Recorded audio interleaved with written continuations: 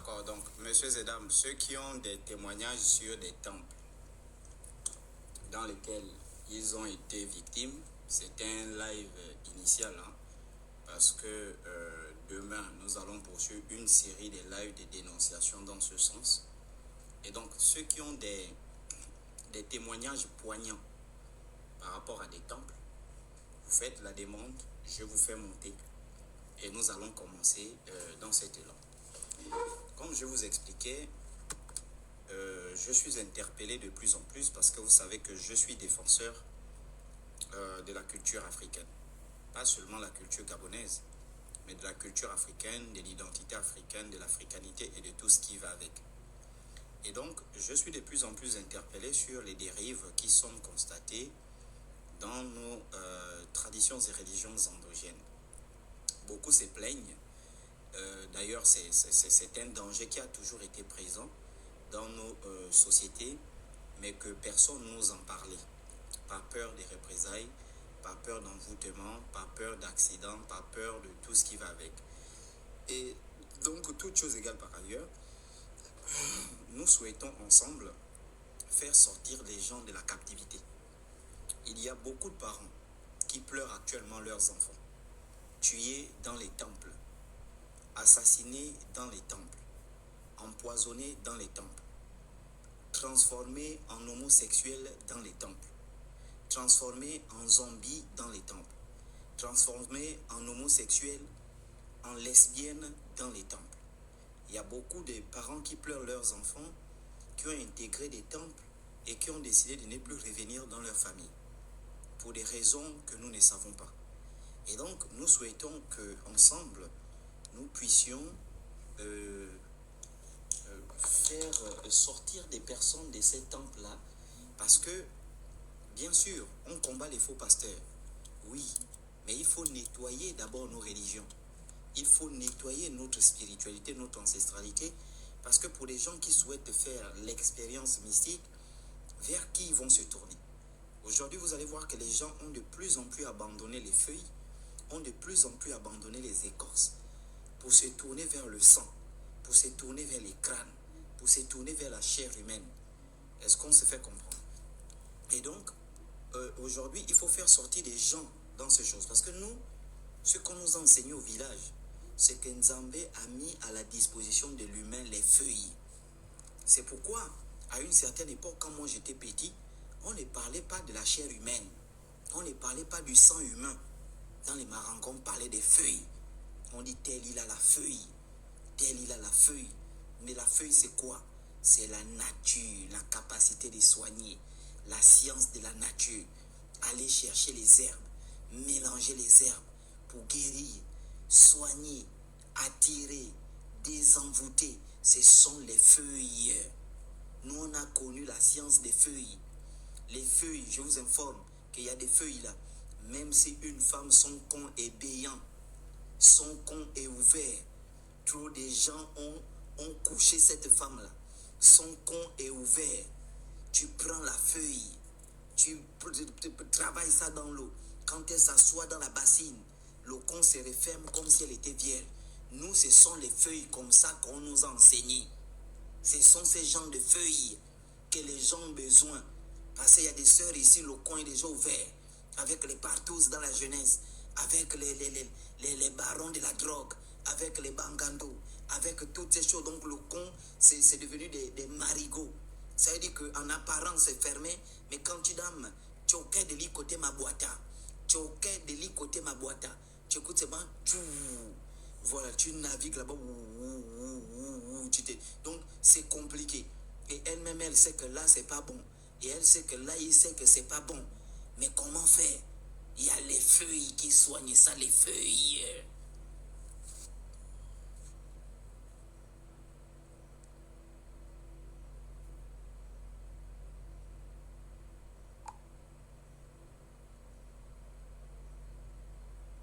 Il y a les feuilles qui soignent ça.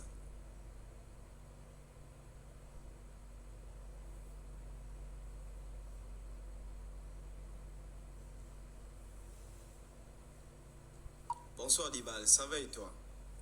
Donc ce sont des feuilles. Et nous, c'est cette science. Vous comprenez un peu? Nous, c'est cette science qui nous permet, hein, c'est cette science qui nous permet de valoriser la culture aujourd'hui. La culture que nous avons besoin, c'est une culture des feuilles. Et il y a des feuilles. Il faut qu'on organise les lèvres sur les feuilles. Il y a les feuilles. Quand tu attrapes la feuille, tu frottes comme ça là. Les femmes, tu attires les femmes. Il y a des feuilles que quand tu frottes comme ça là, tu attires des hommes. Il y a des feuilles que quand tu, je ne sais pas, tu frottes comme ça là, ça t'enlève l'ontobu. Il y a des feuilles que quand tu frottes comme ça là, ça t'enlève les mauvaises odeurs. Il y a des feuilles que quand tu frottes, ça te donne, hein, la prospérité, le bonheur. Et donc nous, ce sont ces feuilles. Ce sont ces feuilles dont nous avons besoin. Voilà, ce ne sont pas des crânes, aller déterrer les crânes, gratter la poudre des crânes, donner aux gens. Ça c'est qui? Chocolat, je vais t'épouser. Tu vas épouser tes poils. Donc s'il y a des gens qui veulent monter, d'accord, voilà. Donc s'il y a des gens qui veulent monter pour témoigner, donc je dis sur une série de lives, hein, que je vais bombarder au fur et à mesure. Oui, on va bombarder au fur et à mesure. Ils ont fait sauter, ils ont coupé l'autre live. Oui, bonsoir. Comment allez-vous? On t'écoute, ma soeur. Bonsoir, Chocolat. On t'écoute. Bonsoir. Bonsoir. On t'écoute.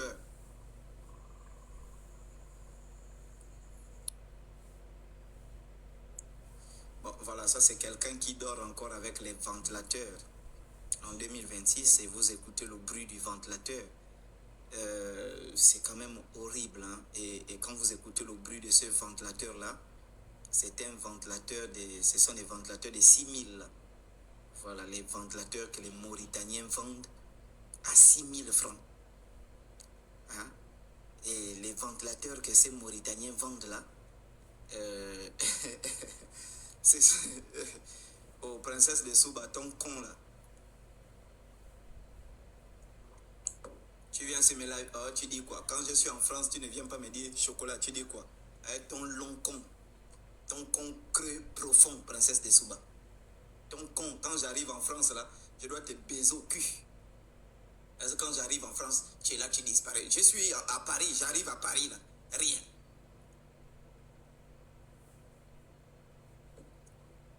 Donc, la fille qui était là, c'est, voilà, elle dort avec des ventilateurs, des ventilateurs mauritanistiques. Ce sont des ventilateurs de Mauritaniens qui ont du mal à démarrer. Et lorsque le ventilateur fait à peine un mois, ce ventilateur-là a les bruits d'un réacteur d'avion. Un réacteur d'avion A350, hein, ou bien l'A380. Mais ce ne sont pas des ventilateurs, ce sont des réacteurs.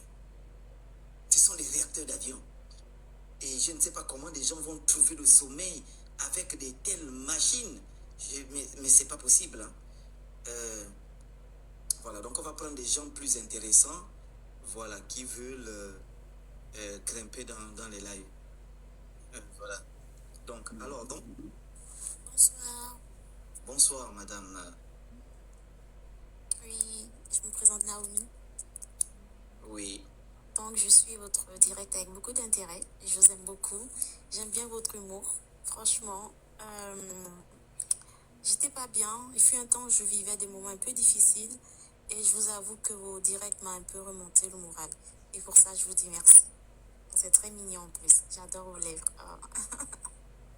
Et quelles sont les difficultés que vous avez traversées? J'ai traversé des difficultés un peu... Après, bon, je suis en live. Enfin, c'était sombre. Ma vie actuelle, ça n'allait pas. J'ai beaucoup de... Ça n'allait pas. Surtout ici en France, j'avais pas de famille, j'avais pas de soutien moral. Je me suis en sortie comme une guerrière. Et je dis Dieu merci. Tu es de quelle nationalité? Je suis gabonaise. Pour nous, Ah, pour nous, femmes. Oui. Et tu es parti faire quoi en France? Qu'est-ce qui t'a amené en France? Ma mère s'est mariée avec un, voilà, avec un Européen et je suis venue ici. Après, elles t'ont Je suis venue chassé, toute mes elle t'a années. chassé. Non, non, non. D'accord. Alors c'est important, lorsque tu quittes ton pays pour aller dans un autre pays, c'est toujours important hein, de prier, prier en invoquant ses ancêtres, en invoquant Nzambé, Nzambé Fumo, Nzambé Rondo, Nzambé Pongo. Donc Pas prier en... facile. C'est pas facile. Oui, Je vais venir dans le contexte où je vous suis beaucoup parce que par de spiritualité et moi j'étais beaucoup attaquée. J'étais toute seule. Mes tantes, les sœurs de ma mère ont mis le feu entre ma mère et moi. J'étais seule, des blocages de partout. Dieu merci, je donne et j'ai pu avoir des gens. J'ai rencontré un béninois à Paris que cette personne, j'ai même plus son contact et je pourrais tout lui donner l'or du monde. Parce que les sœurs à ma mère, qu'est-ce qu'elles ont fait? Elles ont fait des blocages. Même ma mère, actuellement, mentalement, ça essaye d'aller, mais l'homme noir est tellement méchant. J'étais seule, aucune aide, aucun soutien. Ils m'ont jeté un sort, ils appellent ça l'ouangbe au Bénin. C'est-à-dire personne ne te voit. Personne ne te voit. Même pour avoir 1 euro, c'est compliqué. Moi, je subis ça, j'étais toute seule. J'ai même dormi dans le froid. J'ai été hébergée par des copines. Du jour au lendemain, on te fout à la porte, tu comprends pas. Tu fais tout, tu laves les assiettes, j'ai subi. Et aujourd'hui, les gens m'envient. Je dis putain, est-ce que vous pouvez savoir ce que moi j'ai vécu? Vous pouvez savoir ce que j'ai vécu? Ça n'a pas été facile. L'école, j'ai pas pu faire l'école. Tu n'as pas de père, tu n'as pas de mère, tu n'as pas de tante, tu n'as pas de soutien moral. Et ces tantes-là, aujourd'hui, elles sont entre deux. De voir aujourd'hui le retour à l'envoyeur parce que je ne peux pas laisser. Que Dieu me pardonne. Mais je ne peux pas laisser. Et l'autre dernière, ces enfants qui étaient aux États-Unis, en France, sont tous en train de retourner actuellement au Gabon. Je ne pouvais pas laisser. Et ils sont là. Les personnes qui reconnaissent ma voix, ils seront les gens de ma famille. Ce qu'ils ont fait avec ma mère et moi. Qu'est-ce que j'ai fait? J'étais un enfant. J'étais mineure. Je te jure. J'ai fait quoi pour mériter ça? Je voulais leur mari. J'ai tué leurs enfants, rien. La haine, la jalousie envers leur petite soeur de plus de 9 ans d'intervalle. Parce qu'il ne faut pas qu'elle réussisse. Il ne faut pas qu'elle mange. Comme eux. Vous ne pouvez pas savoir.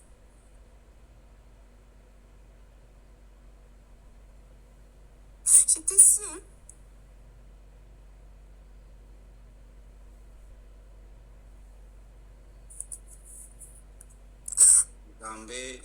Nzambé vous a beaucoup soutenu. Je pense qu'il a permis que vous puissiez traverser cette épreuve. Justement, vous avez vu après l'épreuve que vous avez vécue, les choses sont en train de s'ouvrir, les choses sont en train de s'améliorer. Et justement, il y a ce retour à l'envoyeur. Donc, il faut comprendre qu'il y a des situations par lesquelles on traverse qui sont très difficiles en fait. C'est vrai que quand les gens voient les gens parfois sourire, rire aujourd'hui. C'est ça, je suis très souriante tout le temps. Ils ne peuvent pas savoir que je subis. Voilà. Et tous les astuces TikTok, j'ai tout fait. Et cette personne, ce monsieur, je ne sais même plus où il est. Il est à Paris. J'ai envie de voir même 1 000 € lui donner, je ne le vois pas. Je ne sais pas s'il me voit aujourd'hui, Ahmed. Viens, pardon, c'est moi Naomi. Je ne sais pas où le retrouver pour dire merci. Je ne sais pas. Je ne sais pas. J'avais mon ancien WhatsApp, mais je ne sais pas. Je sais qu'il a une personne qui a un ami à lui qui a un restaurant au 18e, mais je ne sais pas. Je ne sais pas. C'est un béninois, je ne sais pas.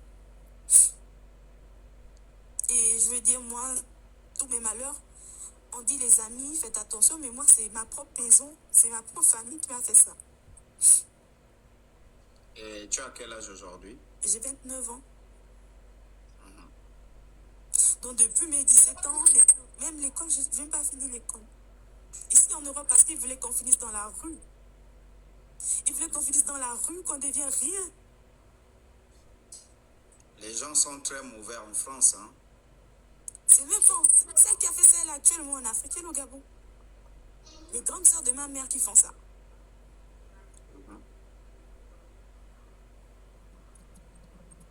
On n'est rien à foutre, qu'elle sache que c'est moi, c'est tout.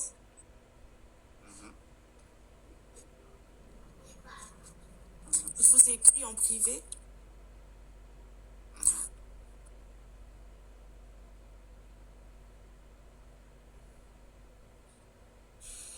Oui.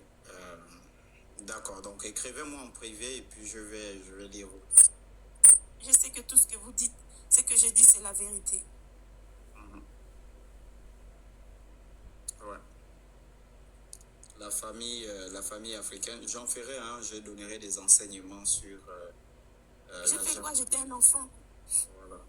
C'est-à-dire même côté même sentimental, elles avaient bloqué au fait. Pour qu'il y a personne. C'est-à-dire elles m'ont mis dans un trou noir.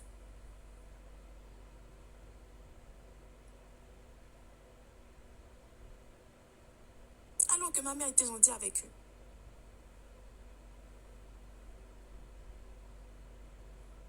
Et comment tu es sorti de cette situation? Ben, le monsieur, je vous ai dit. Je commençais par des astuces, j'allais voir les imams. J'étais pas moi-même. J'étais pas moi-même. J'étais souvent nerveuse, j'étais jamais heureuse. Je veux faire ça, t'as envie de faire quelque chose et j'étais tout le temps fatiguée. J'ai envie de faire ça, la chose qui vient en tête part, tu te mets avec un homme que tu n'aimes pas, parce qu'il faut l'instinct de survie, tu déposes tes CV, il n'y a pas de CV, tu marches dans l'hiver, ta tête n'est pas là, n'est pas en place. Toute seule. Un enfant seul. Et elles vivent, elles mangent leur poulet, leur riz, pendant que elles sont en train de te pourrir la vie. La spiritualité existe.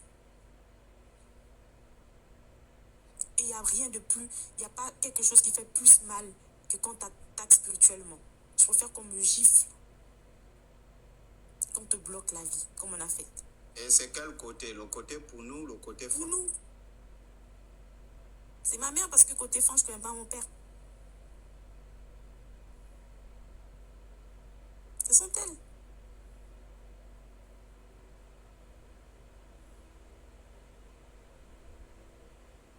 D'accord. Oui. Oui. Les pour nous sont vraiment maudits. Hein. Vous imaginez, j'allais être dans la rue.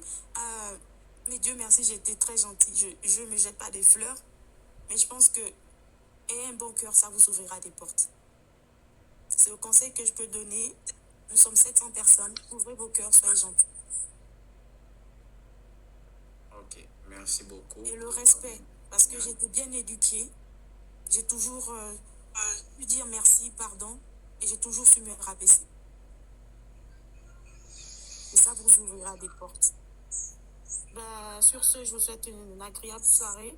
Je reste en bas et bonne année à tous. Prospérité, succès. Et je vous écris. Je vous jure, Chocolat, c'est vrai ce que je vous dis. C'est vrai. Merci beaucoup. Merci. Oui, on vous écoute. Donc, on va commencer d'abord par les témoignages sur la sorcellerie. Hein? Donc, tout ce qu'on retrouve dans les temples, tout ça, voilà, vous pouvez témoigner parce qu'il faut délivrer les gens de ces choses-là. Oui? Bonsoir Chocolat. Oui, bonsoir. Si je monte dans ton live aujourd'hui, c'est pour témoigner que la sorcellerie existe vraiment. Parce que les gens ne croient pas, les gens sont toujours dans les préjugés pour dire « Oh non, ça ne peut pas nous arriver, mais ça arrive à tout le monde. » Je vais parler de moi. Je ne sais pas si mes parents sont sur ton live, mais bon, ok.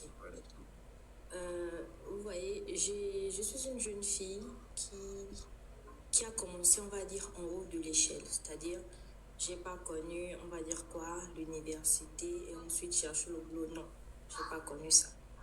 En même temps, je faisais l'école, en même temps, j'ai eu le boulot. Chacun de nous a son étoile, mais chez moi, ça a commencé comme ça. Mais après... Et tu as eu le boulot, quel boulot? Je travaillais avec Olam en tant qu'assistante manager à Mouila. D'accord. Voilà. Et j'étais en classe de première, seconde au lycée technique. Parce qu'au lycée technique, on ne fait pas les cours classiques, on nous apprend l'informatique et tout ça nous aide dans les sociétés comme Olam et tout. Donc, je connaissais déjà faire les contrats de travail, les règlements, des trucs comme ça, en fait. Et puis, j'apprenais sur le terrain en même temps. On avait des formations aussi et autres. Donc, Je viens là, c'est pour témoigner plus le côté sorcellerie. Donc, du coup, j'ai commencé en haut de l'échelle, j'ai côtoyé les gens qui travaillaient et tout. Ça allait tranquillement pour moi. J'ai ouvert une société, ça allait tranquillement, vraiment. Ma vie, j'avais déjà réussi ma vie. Mais après, tout est tombé sur moi. J'ai perdu, disons, mon ami avec qui je fais l'enfant. Il est décédé, ça a été compliqué. Je suis allée hors du Gabon, ça n'a pas marché. Je suis revenue au Gabon, j'ai tout recommencé. Moi qui avais commencé avec le travail, maison, voiture, j'ai tout perdu. Et ça allait de pire en mal. Je ne sais pas si l'expression là est correcte. C'est-à-dire que, on va dire quoi, aujourd'hui j'ai un contrat d'1 million, demain on m'arrête le contrat. C'était comme ça. Aujourd'hui je signe dès que j'appelle la famille pour dire voilà j'ai réussi, Demain, on arrête le contrat, on me dit non, c'était pas toi, c'était quelqu'un d'autre et tout. Même si j'allais au tribunal, ça ne marchait pas parce que j'ai eu des plaintes au tribunal, ça n'a pas marché, ça n'a abouti à rien. Et en allant chez les Noirs et tout, j'ai appris que malheureusement pour moi, c'est la mère de ma mère qui est auteur de ça. Ta grand-mère. Une femme chocolat que j'aimais, Dieu m'entend parler. Moi, dans ma vie, j'étais reconnaissante que cette dame a accouché ma mère, qu'elle nous ait faite. Au fait, chocolat, je tournais dans le monde, je ramenais ma grand-mère autant pour moi. Des souvenirs, parce qu'elle est la seule. Mais on a fait tellement de recherches. Et là, je parle pour moi, je ne vais pas parler des membres de ma famille, parce que on est tous attachés. On a fait des recherches, on va dire qu'on a fait des recherches sur 5 ans. Et les gens qui nous ont révélé que c'est elle disaient que pour savoir que c'est elle, il faut être assis spirituellement dans la sorcière. C'est-à-dire qu'il faut être un sorcier pour reconnaître un sorcier. Donc, je suis tombée de nu où je te parle. Jusqu'à présent, moi, je n'arrive pas à croire que c'est ma grand-mère que j'ai donné l'argent, que j'ai payé les médicaments. Du jour comme ça, je travaille, je pense à ma grand-mère qui, bon, elle n'a pas de mari au village, je prends le véhicule, je m'avais le rendre visite. Moi, je suis Tchogo Chocolat, je suis ancrée dans la tradition. Ça m'a brisée. En fait, je n'arrive pas à me remettre.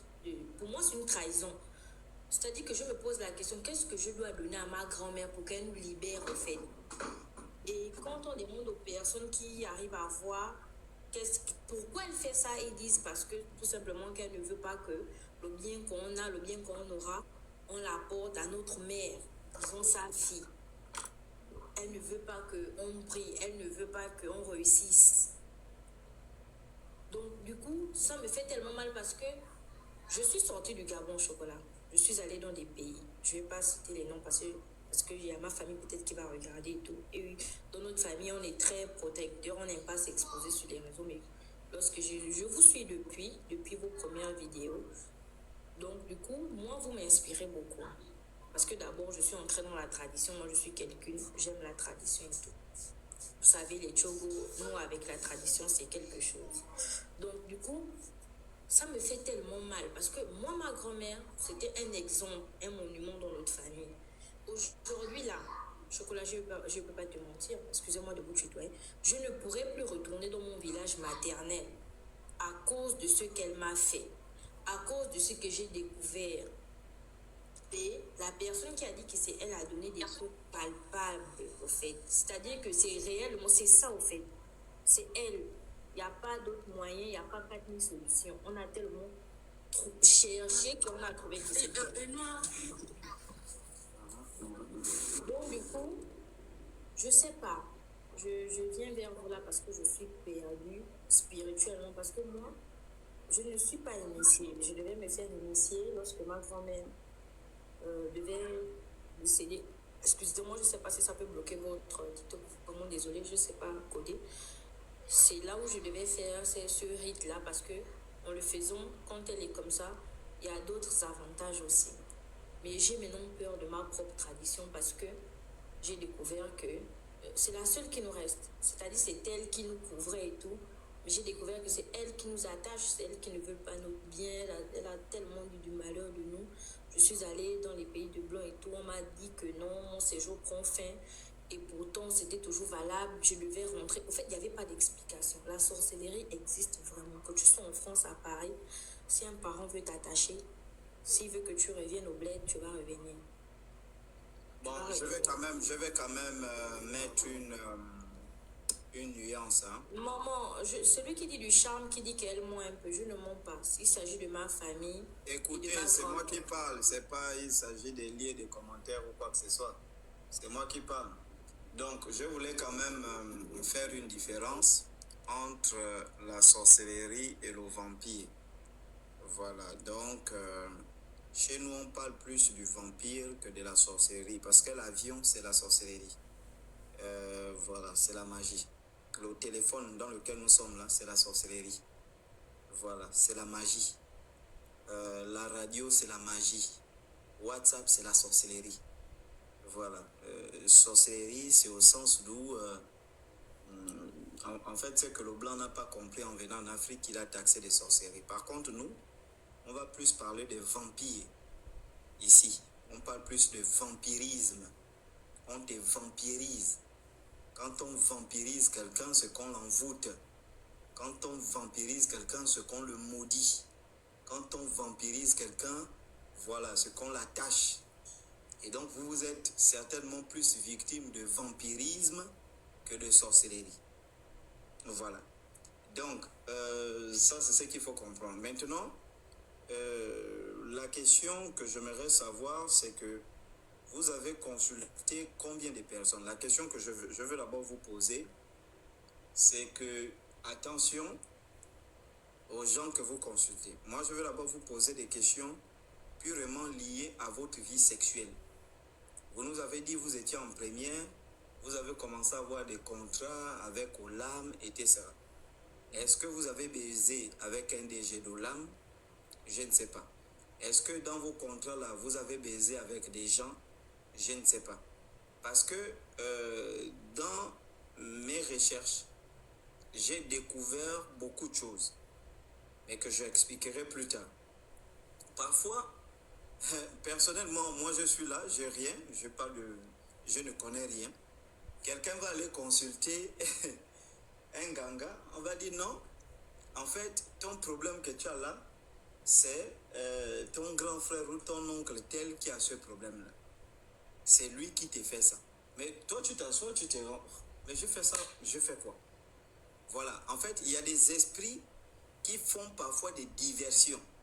C'est pourquoi, vous allez nous dire, il y a des esprits qui font des diversions. Ça veut dire que moi, je peux sortir avec toi, je te vampirise, je t'envoûte, et dans mon envoûtement, je fais en sorte que si tu pars consulter quelqu'un, en fait, on ne me voit pas, on voit un membre de ta famille. Donc, ce sont des choses qui sont d'abord là. Donc, on va revenir d'abord. Vous savez, c'est très délicat parfois. C'est une très bonne chose, ça on le sait. Mais il faut consulter des vrais. Et puis, il y a les indices qui sont personnels. Ça veut dire que tu n'as jamais parlé à quelqu'un. Je dis, hein, tu n'as jamais parlé à quelqu'un. Moi, je prends un exemple. Il y a quelqu'un là qui fait les dons des visions, des choses comme ça. Il voit tout le monde. Hein. Il voit tout le monde, il voit tout, jusque dans les boyaux. Moi, je lui ai posé la question, oui, c'est quoi mon vrai nom? Mon vrai nom de naissance, c'est lequel? Parce que moi, mes parents m'ont révélé. Et donc, il n'a jamais trouvé, j'ai compris que Dieu ne te parle pas. Donc, il y a quelque chose qu'il faut comprendre. Dans nos familles, il y a le vampire. Je dis, hein, il y a le vampire.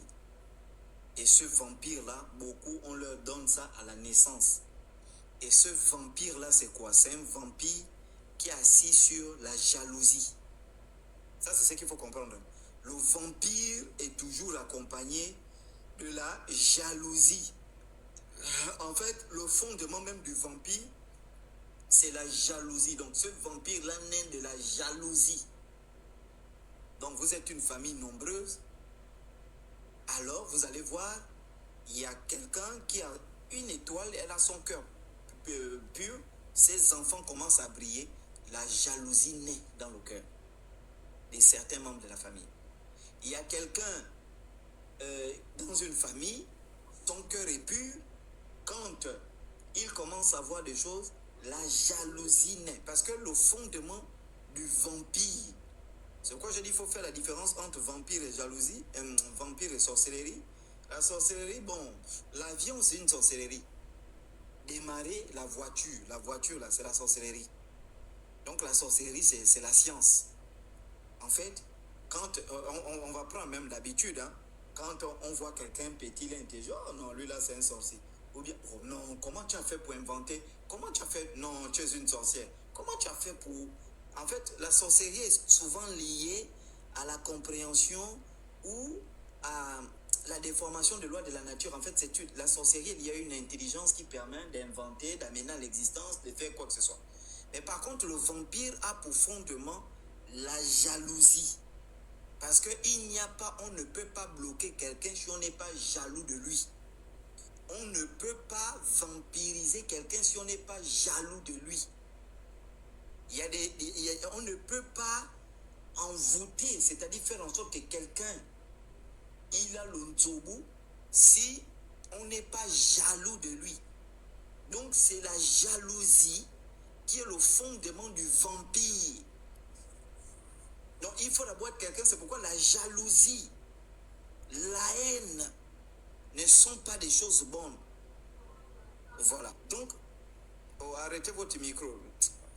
On va d'abord te faire descendre. Donc la jalousie, pour expliquer aux gens qui sont là, la jalousie, c'est le fondement du vampirisme. Parce que sans jalousie, il n'y a pas de destruction du prochain, surtout dans les familles. Dans les familles, c'est la jalousie qui est le fondement de la destruction. Moi, Chocolat, je suis jaloux de mon frère parce qu'il gagne de l'argent. Moi, Chocolat, je suis jaloux de ma soeur parce qu'elle voyage. Moi, Chocolat, je suis jaloux de mon voisin parce qu'il est heureux avec sa femme. Ils ne se disputent jamais. Ils sont toujours heureux. Ils marchent main dans la main. Et la jalousie commence. Et c'est la jalousie qui va aller me faire prendre des feuilles dans la forêt. C'est la jalousie qui va aller me faire prendre des feuilles dans la forêt ou je ne sais pas, qui va m'amener à envoûter, vampiriser, prononcer le nom de l'individu. C'est la jalousie, c'est ce qu'on appelle le vampire. En réalité, le vampire, c'est quoi? C'est la matérialisation de la jalousie. C'est ce qu'on appelle le vampire. Le vampire, c'est la matérialisation de la jalousie. C'est-à-dire que le vampire n'est pas visible, mais pour le rendre matériel, la jalousie, pardon, elle n'est pas visible. La jalousie, c'est une émotion. La jalousie, c'est un sentiment qui est lié à la psychologie, à la conscience. Donc, ce n'est pas visible. Tu peux voir quelqu'un, il rit avec toi. Tu peux voir quelqu'un, il mange avec toi. Tu peux voir quelqu'un, il marche avec toi. Il te donne de l'argent, il te conseille. Et c'est même ça les caractéristiques des vampires. Parce que les vampires, eux, tu ne peux pas t'imaginer. Ça veut dire que ce sont des personnes qui sont très gentilles. Ce sont des personnes qui sont très aimantes. Ce sont des personnes qui sont vraiment très attachantes. Ce sont des personnes, et justement, l'objectif d'être attaché là, l'objectif d'être aimant, l'objectif de tout te donner, c'est pour que tu ne puisses pas te rendre compte de la jalousie qu'elle mûrit. Donc le fondement de vampire. Donc il faut par contre dire, hein, je tiens à corriger, il faut par contre dire dans nos familles, il y a le vampire. Ça c'est ce qu'il faut dire. Mais la sorcellerie, c'est pas un mot très adéquat. Ça là, c'est la sorcellerie, hein, ça là. Ça, vous voyez la radio là, c'est la sorcellerie.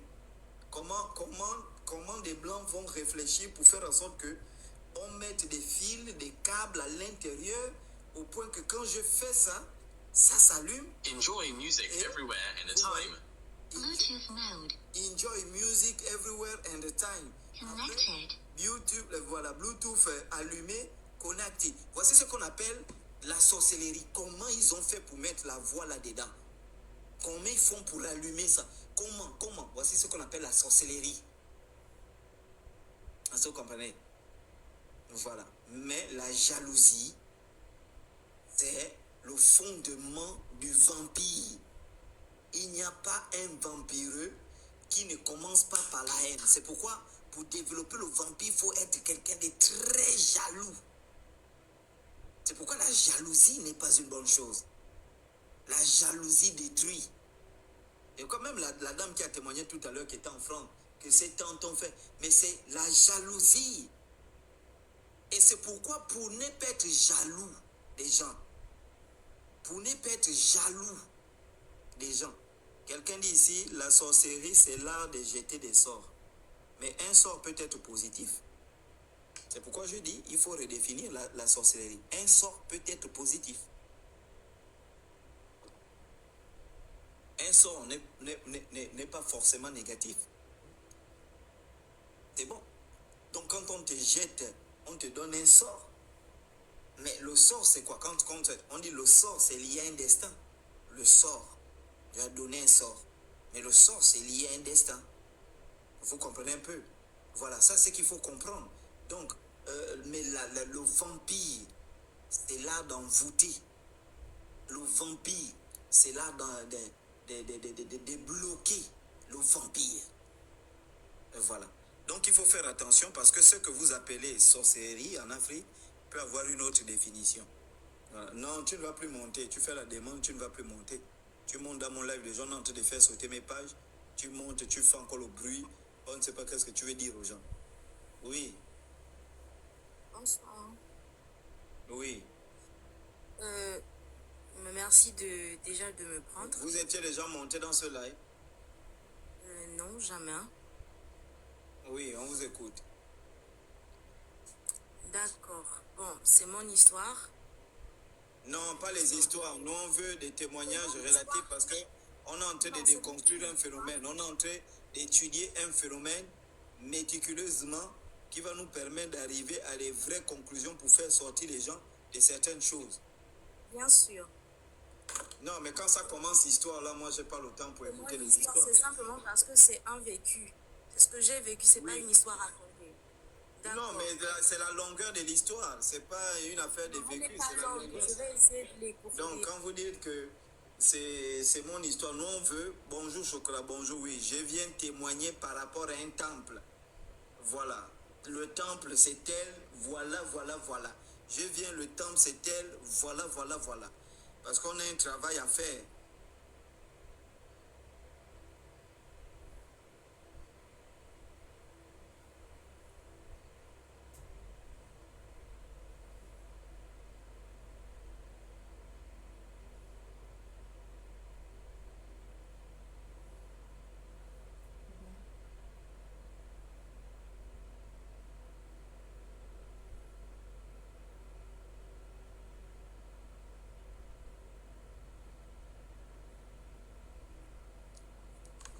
Oui, d'accord. Donc, nous avons Joël Guina. Oui, allons-y.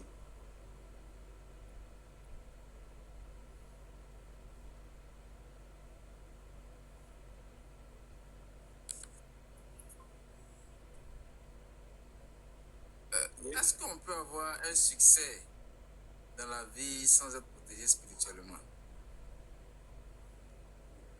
Oui, présente-toi d'abord. Tu viens directement, tu dis est-ce qu'on peut avoir un succès? On t'écoute. Non, j'ai salué Chocolat. Oui, on vous écoute, oui. Guina Joël, ici en Côte d'Ivoire. D'accord. Oui. Et ma question c'est, est-ce qu'il est possible d'avoir un succès dans la vie sans être protégé spirituellement? Mais bien sûr, il y a des gens qui bénéficient du succès qui émane de leurs ancêtres. Ça veut dire que le bien qu'un ancêtre a posé, ce bien-là est transmis dans sa descendance. Il y a des gens qui naissent sans être protégés spirituellement. Je ne comprends pas trop. C'est ce que vous appelez protection spirituelle. Ça allait voir des marabouts, tout ça pour se faire protéger. Mais ce n'est pas nécessairement ça.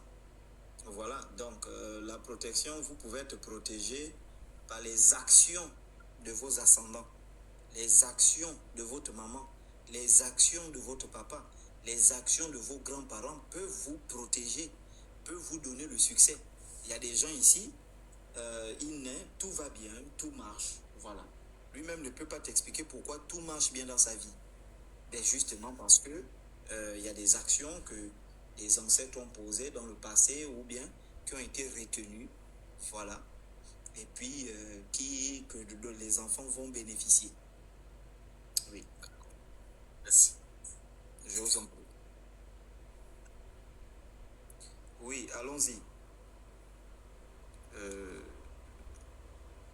Donc, allons-y. Hein. Je prends rapidement des questions. Comme je dis, c'était un enseignement sur les mbanja et autres. Oui, allons-y.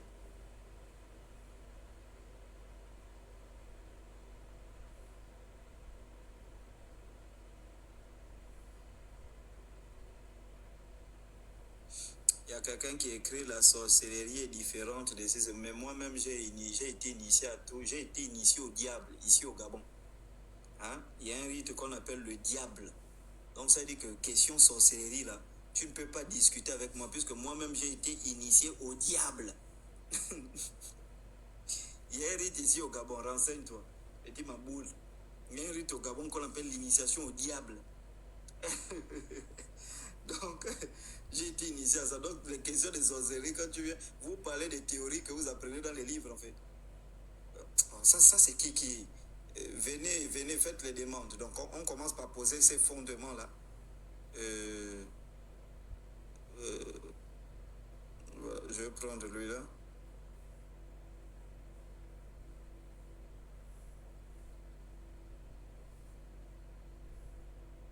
Il y a un problème des réseaux, quoi. J'arrive pas à prendre des gens. Oui, on vous écoute. Oui, bonjour. Oui, bonjour. J'espère que vous allez bien. J'espère que vous allez bien. En fait, moi, j'ai une question, en fait, parce que premièrement, je compte vous féliciter pour le travail que vous faites là, parce que c'est un travail dont beaucoup ne comprennent pas ça parce qu'ils sont aliénés. Beaucoup veulent envier la culture des autres, en fait. Et moi, à chaque fois quand je suis ce que vous faites là, j'ai toujours eu tendance d'apprécier votre travail parce que c'est un grand travail, en fait. Aujourd'hui, vous pouvez vous rendre compte de ce que vous faites, mais sachez que c'est un bien culturel, en fait. Un jour, vous ne serez pas là, ça va aider vraiment la communauté à se réveiller à 100% parce que on est beaucoup plus aliénés, en fait. On croit dans des croyances qui nous ont détruits, on croit dans des choses qui nous amènent nulle part, et on est là, et on trouve ça c'est normal, et lorsque quelqu'un veut parler de la vérité, on est là à dire de n'importe quoi, tu iras en enfer, tu iras ceci, tu vas faire ceci, tu vas faire cela. Mais en vérité, ce que nous disons, c'est vrai, non? Et moi, quand je vois ton travail là, je t'apprécie beaucoup, je suis fier de toi. Si au moins en Afrique, si au moins on a chocolat de fille plus de 100 000 personnes, je t'ai dit, on va développer l'Afrique. Parce que le mot m'a dit ceci, que le véritable histoire de l'Afrique, ça va être écrit par nous-mêmes, les enfants de l'Afrique, les fils dignes de l'Afrique, en fait. Et en regardant ce que vous faites là, je vous dis vraiment coup de chapeau à vous, que les ancêtres vous bénissent abondamment, que les ancêtres vous accompagnent dans votre travail, en fait. Ce que vous faites là, c'est vraiment incroyable, incroyable. Et bravo vraiment à vous, chocolat de fille. Merci beaucoup, frère. Vraiment, merci beaucoup. Oui, vous avez une question? Oui, ma question est celle-ci. Tout ce que vous faites là, c'est oralement, verbalement, et sur le plan réalisation, en fait. Est-ce qu'avez-vous aussi des écoles où vous apprenez aussi, ou bien c'est encore un projet, en fait, ou bien ça existe déjà que je n'ai pas connaissance à ça, en fait? D'accord, merci. Ce qu'il faut comprendre, c'est que moi, je n'ai pas d'école. Voilà. Et puis, personnellement, je n'ai pas une ligne directrice. Je vois quelqu'un dire les animistes sont pauvres. Ah, mais tu te trompes. Hein. Tu te trompes. Alors, je vais te prendre quelques exemples. Hein. Quelques exemples. Oui, oui. Aliko Dangote, non, je réponds à quelqu'un là. Aliko Dangote, il est de quelle religion? Aliko Dangote, l'homme le plus riche d'Afrique. Tu viens me donner sa religion ici. Voilà, Aliko Dangote, tu viens me donner sa religion. Donc vous racontez vraiment des bêtises. Les hommes les plus riches du monde, ce sont des animistes. Les hommes les plus riches du monde, ce sont des animistes. Voilà. Quelqu'un a répondu, c'est ça, non? Il est musulman. Maintenant, je vais vous dire, les plus grands animistes au monde, ce sont les animistes africains. Ce sont les musulmans africains qui sont les plus grands animistes au monde. Ça, il faut bien comprendre. Hein. Ça veut dire que quand tu vois quelqu'un africain qui fait dans les affaires et il se dit musulman, consulte sa spiritualité, tu verras que derrière sa spiritualité, il consulte les marabouts, il consulte les gris-gris, il consulte. Ça, il faut bien comprendre. C'est pas là. C'est pas en allant priant dans la mosquée. Yallah Akbar que Aliko Dangote est devenu riche. Et ça, il faut bien comprendre. Si tu pars en Afrique de l'Ouest, tous ceux qui s'appellent musulmans, là, que vous les voyez, sont là, oh chef religieux, oh il est ceci, oh il est c'est. C'est un gris-gris-man à fond la caisse. Je vous informe que l'islam n'est qu'une stratégie. C'est la stratégie que les Ouest-Africains ont adoptée pour affronter les Arabes durant la traite arabo-noire, arabo-négrière.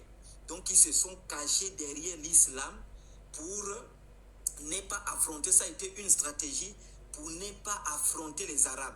Donc l'islam n'est qu'un voile. J'ai dit, hein, ceux qui vivent en Afrique de l'Ouest, je vous le dis, l'islam en Afrique de l'Ouest n'est qu'une couverture. Voilà. Que ce soit au Sénégal, que ce soit au Burkina. D'ailleurs, les Burkinabés m'ont dit quelque chose. Ils m'ont dit chocolat.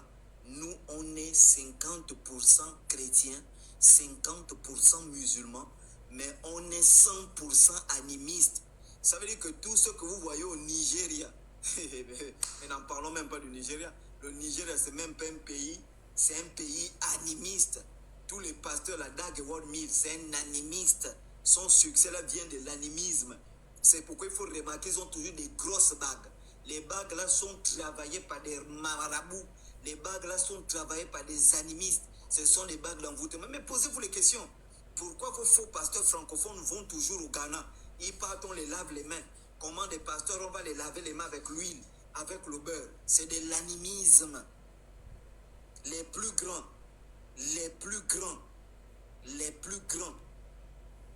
animistes africains, ce sont les musulmans. D'accord. Donc pour revenir sur la question, nous on n'a pas d'école et nous on se laisse conduire. Voilà. Et puis plus tard, on est en début, on est dans les fondements de notre combat. Voilà, plus tard, il y a Lumumba qui est là, qui a mené un combat. Il n'a pas laissé d'école, Patrice Lumumba. Mais aujourd'hui, tous les Africains savent qui est Patrice Lumumba. Voilà, il y a Thomas Sankara qui est là, qui n'a pas laissé d'école. Mais tout le monde sait qui est Thomas Sankara. Donc, la grandeur d'un homme ne repose pas tant sur ce qu'il a, mais c'est sur les valeurs qu'il défend. C'est ça la grandeur d'un homme. Un homme peut avoir des écoles, la preuve. On a les catholiques qui ont des écoles, mais ils enseignent quoi? On a des protestants qui ont des écoles, mais ils enseignent quoi? L'aliénation. Voilà, donc plus tard, on aura des écoles où on va passer nos enseignements. Il y a des gens qui auront des moyens, il y a des gens qui vont nous inviter, il y a des gens qui vont nous permettre de construire des écoles et nous allons informer sur la question. Voilà. Il y a quelqu'un qui pose la question, est-ce qu'on peut atteindre le niveau des Dangote sans être prêt spirituellement? Alors, je vais vous expliquer. Oui, on peut devenir riche sans être prêt spirituellement. Mais à un certain niveau de ta richesse, tu es obligé, il faut bien écouter, hein, tu peux commencer des activités. Ça marche naturellement. Ça marche naturellement. Ça marche naturellement. Et il y a un certain niveau où ces activités se bloquent, où ça demande une certaine élévation spirituelle. Parce qu'en réalité, à un certain niveau de la spiritualité, à un certain niveau de la richesse, en fait, il faut faire asseoir cette richesse par une spiritualité. Parce que la richesse, on la fait asseoir. Le pouvoir, ça se fait asseoir.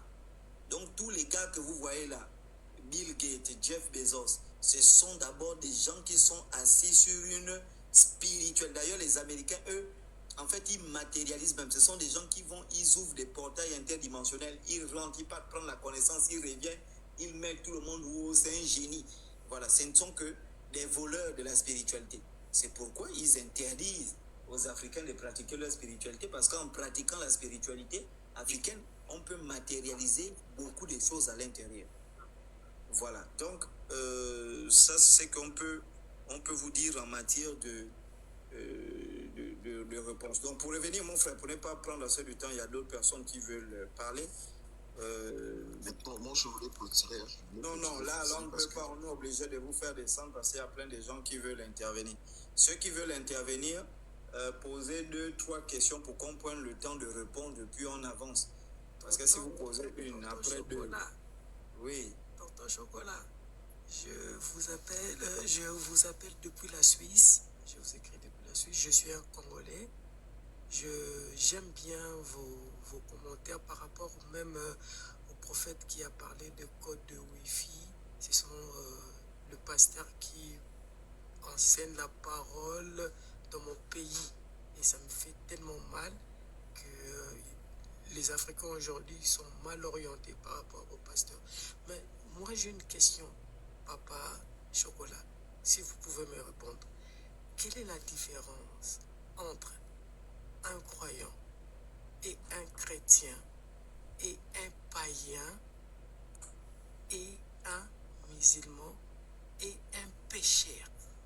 Si tu peux me définir la différence entre un croyant. Mais on ne peut pas faire la différence des 5 termes successifs. Oui, si je peux encore répéter. Un croyant. Non, il faut un concept de base. Parce que si vous dites la différence entre un chrétien et un quoi, là on est dans les combinaisons des probabilités. Maintenant, moi je suis d'accord avec vous parce que vous êtes un croyant. Vous n'êtes pas dans la religion. Non, attendez. Vous avez dit on fait d'abord la différence. Vous voulez qu'on fasse la différence entre quoi et quoi? Parce que si il faut faire la différence entre croyant, chrétien, entre chrétien et païen, entre païen, mais vous ne voyez pas que ce sont des probabilités là. Il faut plusieurs combinaisons. Papa Chocolat, dans la Bible, quand on parle d'Abraham, non, allons-y d'abord. La différence entre quoi et quoi? Oui, la différence, c'est quoi? Non, j'ai dit la différence que vous voulez savoir. La différence entre chrétien et païen. Bon, déjà, le mot païen vient de paganus. C'est du latin. C'est du romain. Le païen vient de paganus. Ça signifie villageois. Chez les autres, villageois. Hein? Donc chez nous, on dit, quelqu'un qui vit au village, Pindi, il habite au village. Akadiso Pindi. Pindi, c'est le village. Voilà. Donc, ça c'est chez les Bantous. Donc, païen, paganus. Et puis, l'armée romaine a utilisé le concept là pour faire la différence entre ceux qui étaient intégrés dans l'armée et ceux qui n'étaient pas enrôlés dans l'armée.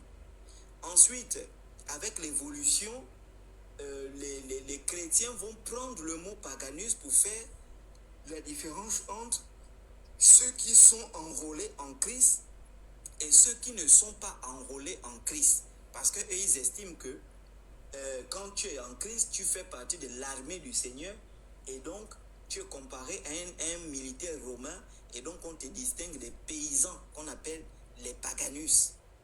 Donc déjà, c'est une erreur. Pourquoi? Parce que dans son étymologie, le mot païen ne désigne pas quelqu'un qui ne croit pas en Dieu. C'est une erreur. Le mot païen désigne quelqu'un qui vit en brousse au village et ça distingue de celui qui vit en quelque sorte ici en ville. Donc ce n'est pas un terme qui est approprié pour désigner quelqu'un qui n'est pas enrôlé dans le christianisme. Pour dire un chrétien et un païen. Non.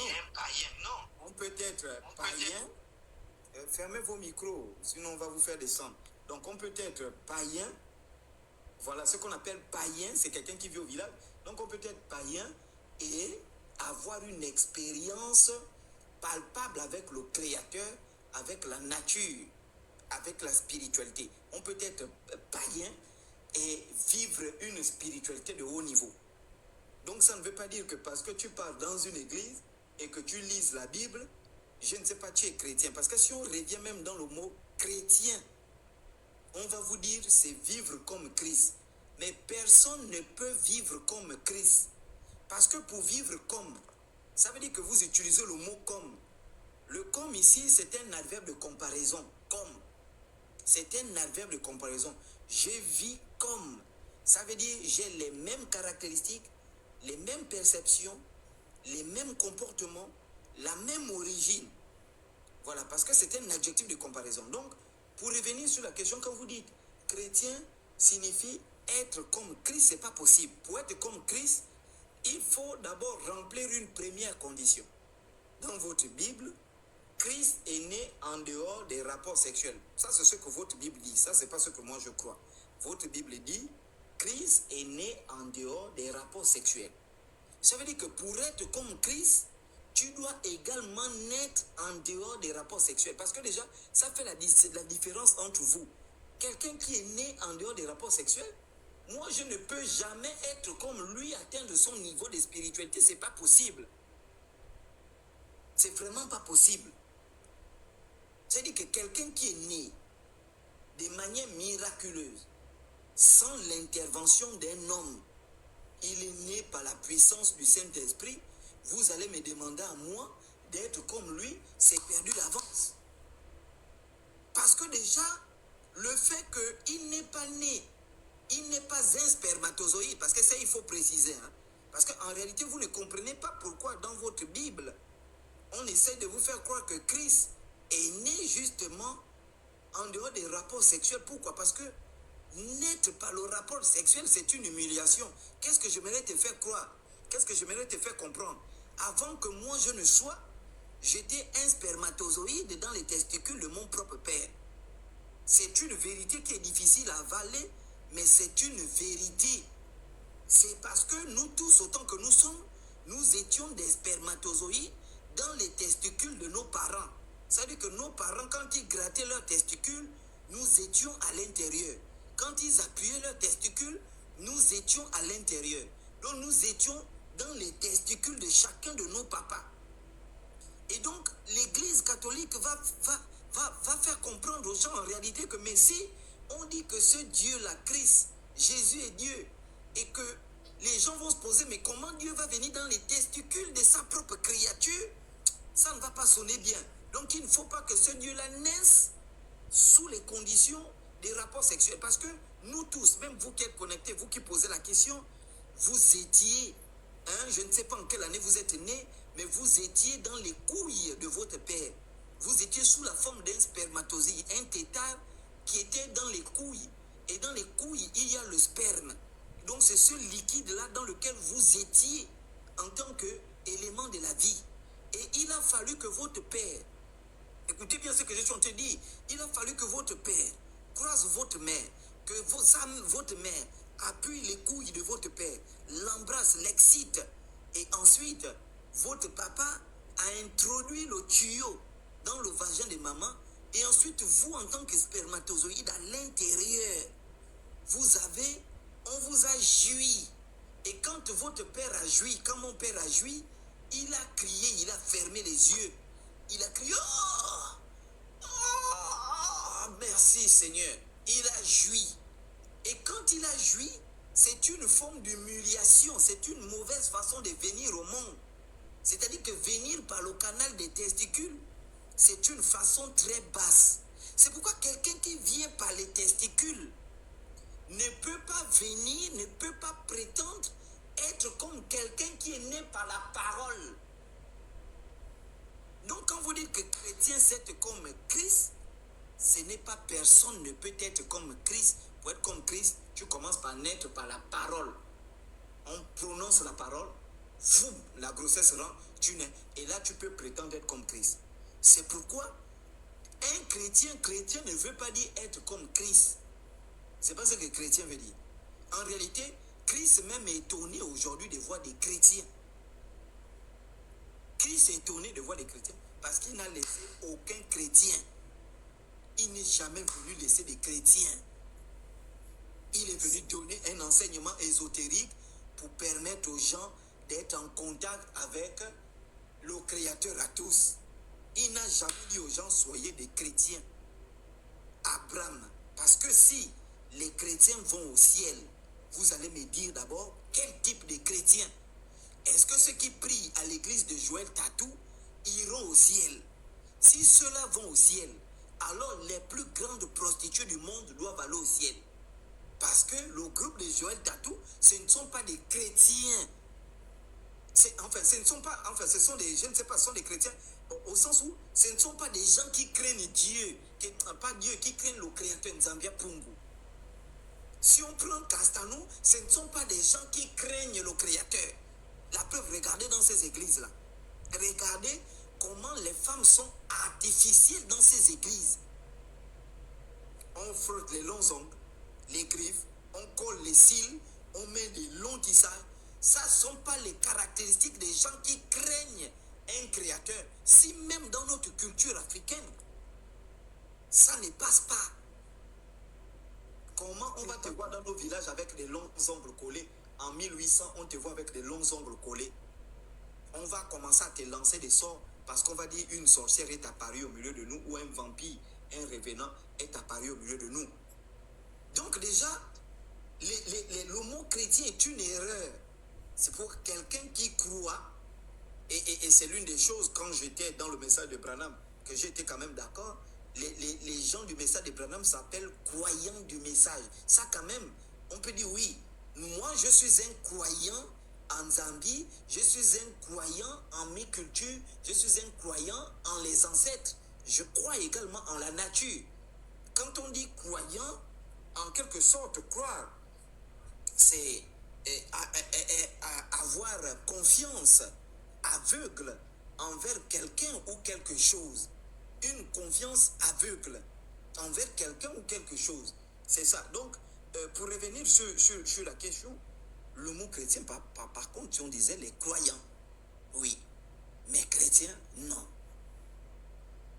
Maintenant, différence entre, je crois, c'est chrétien et quoi là? Et musulman, c'est ça? Oui, voilà. Oui. Différence entre chrétien et musulman. Les musulmans, le mot muslim en arabe signifie celui qui est soumis à Allah. Muslim. Celui qui est soumis à Allah. C'est ça, muslim. Et donc peut-être, ça signifie en français, ou je ne sais pas comment on est arrivé là, musulman. Donc celui qui est soumis à Allah.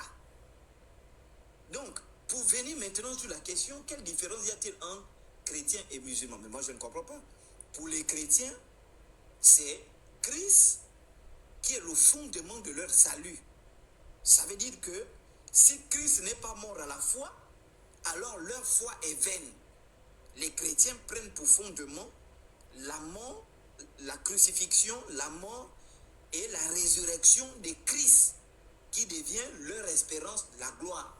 Ça veut dire que c'est la mort de Jésus sur la croix qui permet aux chrétiens de fonder, en réalité le christianisme est fondé sur la crucifixion, la mort et la résurrection de ce qu'ils appellent Christ. Maintenant, le musulman, lui, il est fondé, le fondement du musulman, c'est sur la révélation que l'ange Djibril a révélée à Abu al-Kassaï Muhammad ibn Abdallah ibn Muttalib ibn Rashim en l'an 609.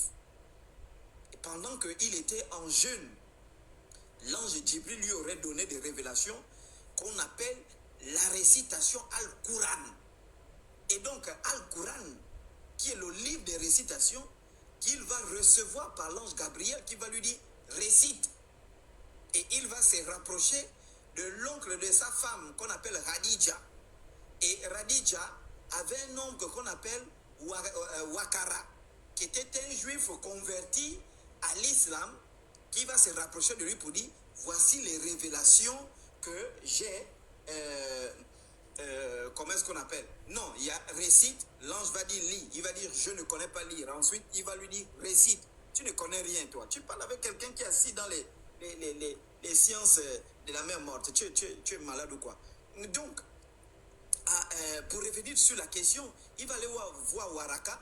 Waraka va lui dire, je peux maintenant mourir en paix parce que voilà toutes ces choses-là. Et c'est comme ça qu'il va recevoir jusqu'à sa mort les révélations du Al-Quran.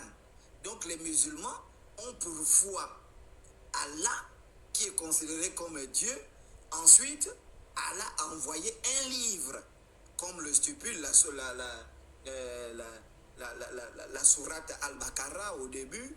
On va vous dire, nous avons fait descendre vers vous un livre qui vient confirmer les livres venant avant lui. Nous avons fait descendre la Torah et nous avons fait descendre le Injil. Donc, pour revenir sur la question, les musulmans fondent leur foi sur la croyance en Allah et que les anciens prophètes de la Bible, donc les prophètes de la Bible, puisque c'est la même famille, hein, il faut comprendre que les musulmans et les juifs descendent tous d'Abraham ou bien Ibrahim et c'est la même famille. Et donc eux, ils vont prendre comme anciens prophètes les Moïse, tout ça comme des prophètes, Jésus comme des prophètes, mais ils vont estimer que Allah n'a pas d'enfant, était ça. Donc c'est la différence entre les musulmans et enfin ça c'est plus une question qu'il faut poser. Papa Chocolat, vous êtes trop fort et je vous apprécie beaucoup. Mais moi, quand j'étais à l'école, on m'a toujours dit que le père des croyants, c'est Abraham. On n'a pas dit que c'est le père de religion. On a dit que c'est le père de croyants. Et alors, je vous arrête. Vous étiez à quelle école? S'il vous plaît. Vous étiez à quelle école? Mais lui, c'est pas... J'étais à l'école catholique. On parlait Oui, mais vous êtes parti à l'école catholique. L'école catholique.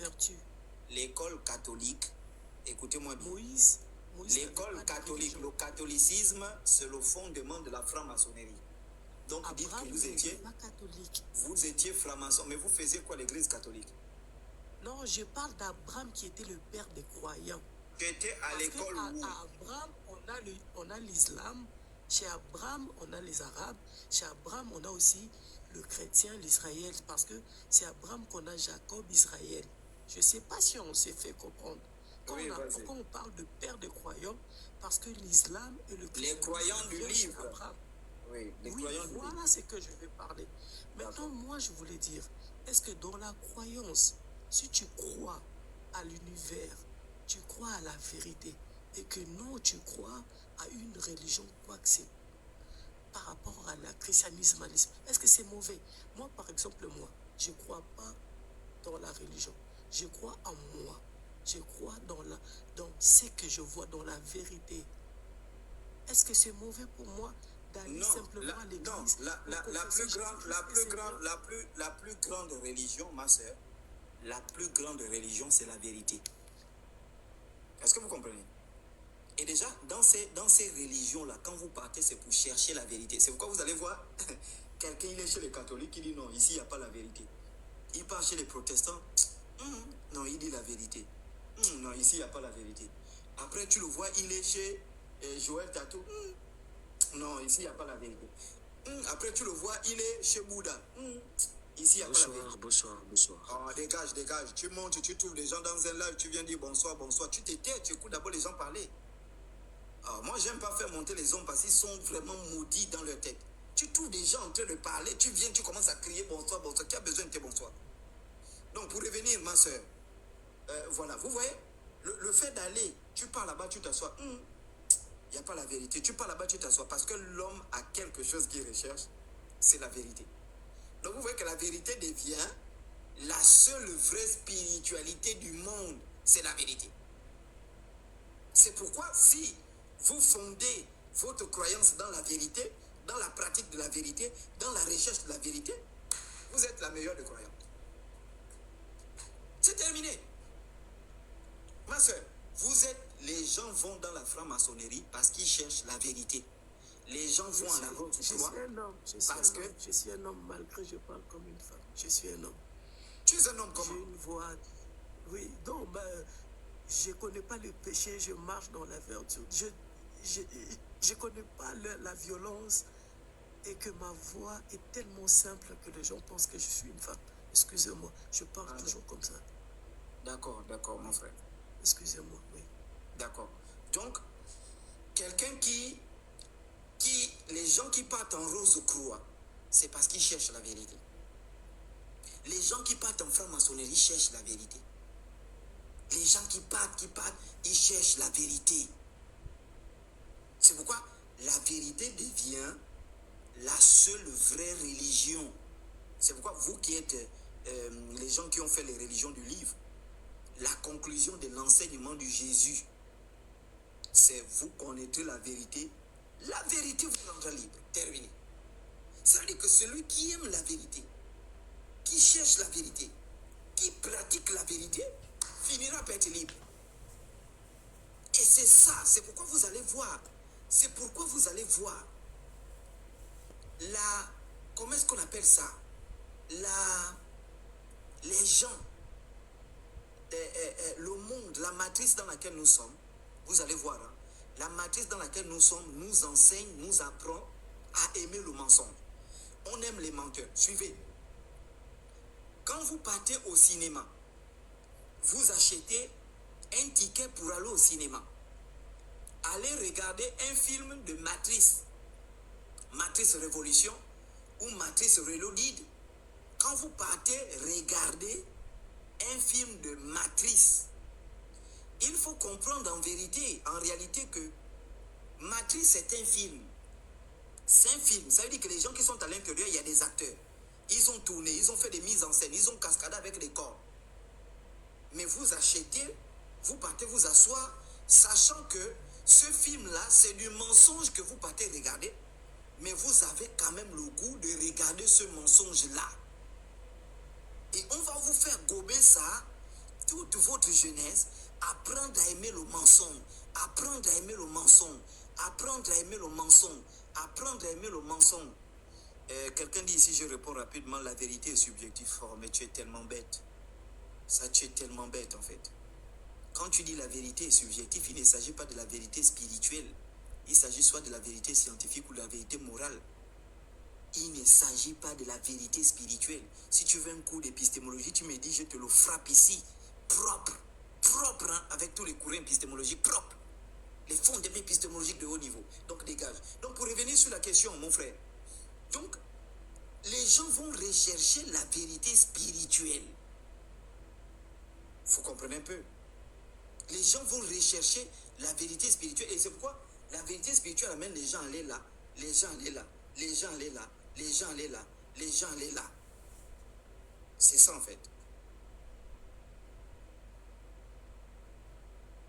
Oui, allez-y, on doit prendre quelqu'un d'autre.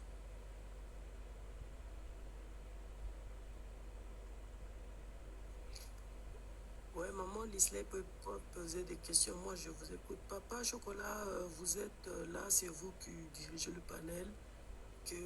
Qu'on vous embrouille pas avec le faux commentaire. Là, non, on est là pour répondre aux gens. Les gens ont besoin d'écouter. On est à l'âge où il faut enseigner. Il faut enseigner en fait. Donc nous sommes là pour enseigner les gens. Et donc les gens doivent écouter. Ils doivent poser toutes les questions possibles en fait. Voilà, il doit poser toutes les questions possibles. Personnellement, oui, allons-y. Bonsoir, tonton Chocolat. Oui. Je suis congolaise de Brazzaville. Et pour ce soir, j'ai deux questions. J'aimerais savoir, Dieu est-il une entité à atteindre ou juste une présence à reconnaître? Et ma deuxième question est celle-ci. À quoi sert la Kundalini en spiritualité? La Kundalini. Oui, la Kundalini, c'est quoi? Tu parles un peu plus clair pour moi. Je peux avoir la définition, mais ceux qui t'écoutent, les grands-mères qui sont connectés là, ils connaissent que c'est quoi? Disons, je peux dire que selon ma compréhension du terme, c'est une énergie que l'on active à travers... Tu as déjà vu cette énergie-là? Non. Comment tu Mais dans connais les... qu'on l'active? J'ai lu ça dans un livre. Mais tu lis dans le livre et puis tu viens... Et c'est ça. La spiritualité, elle n'est pas théorique. Hein. La spiritualité, elle est expérimentale, elle est symbolique et expérimentale. La spiritualité s'assoit sur des symboles. Et c'est le déchiffrage de ces symboles-là qui te permettent d'expérimenter la spiritualité. C'est pas de venir s'asseoir, lire, on va te parler des énergies, le yoga, les trucs, et puis tu t'assois, tu dis, je veux savoir ça. Non. Voilà. Ce que moi je sais, j'ai fait des rites initiatiques. J'ai compris des symboles. On m'a présenté des symboles. Et je me suis mis à étudier ces symboles. Et plus j'étudie des symboles, des choses s'ouvrent. Plus j'étudie des symboles, des choses s'ouvrent. Pour revenir d'abord sur la question, la première question c'est que vous posez la question de savoir est-ce que Dieu est un être à atteindre ou une présence à sentir. C'est ça, non? C'est ça, non? Oui, c'est ça. Oui. Dieu dans votre langue, enfin, Dieu, qu'est-ce que vous entendez d'abord par Dieu? Bah, pour moi, je peux dire que Dieu, c'est une énergie. Hein. C'est une énergie. C'est ce que je peux dire de Dieu. Donc, la première chose que je veux vous dire, si vous cherchez à connaître qui est ou qu'est-ce que Dieu, si vous cherchez à connaître qui est Dieu, cherchez à connaître ce que Dieu n'est pas. Et je pense que cet exercice va vous prendre toute votre vie. Vous êtes né dans un monde où on vous a appris à chercher à connaître ce que Dieu est. Maintenant, moi, je veux vous dire, ne cherchez pas à connaître ce que Dieu est, mais cherchez à connaître ce que Dieu n'est pas. Et vous aurez la réponse à vos deux questions.